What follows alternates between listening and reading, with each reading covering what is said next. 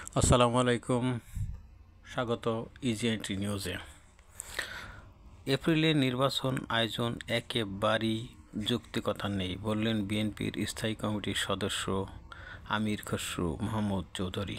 চট্টগ্রামের এক অনুষ্ঠানে তিনি একথা বলেন। এছাড়াও বিএনপির সিনিয়র যুগ্ম মহাসচিব রুহুল কবির রিজভী বলেন, ডিসেম্বরের মধ্যেই জাতীয় সংসদ নির্বাচন হতে হবে, কেননা বাংলাদেশের গণতন্ত্রের জন্য দুর্ভাগ্য। অবাধ এবং নিরপেক্ষ নির্বাচনের জন্য সরকারের এই গড়িমসি। পবিত্র ঈদ উল আজহা উপলক্ষে ট্রেনের ফিরতি যাত্রায় যাত্রীদের স্বাস্থ্যবিধি মেনে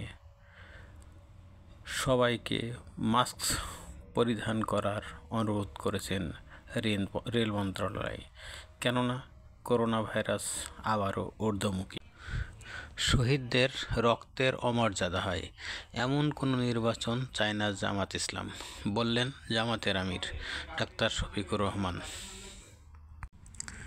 যুক্তরাষ্ট্রের লস অ্যাঞ্জেলসে অবৈধ অভিবাসীদের ধরপাকড় ঘিরে ব্যাপক সহিংসতা টানা দ্বিতীয় দিনের মতো ছড়িয়ে পড়েছে। বার্তা সংস্থা রয়টার বলছে, ক্যালিফোর্নিয়া অঙ্গরাজ্যের এই শহরটিতে ন্যাশনাল গার্ডের 2000 সেনা মোতায়েন করেছেন ট্রাম্প প্রশাসন।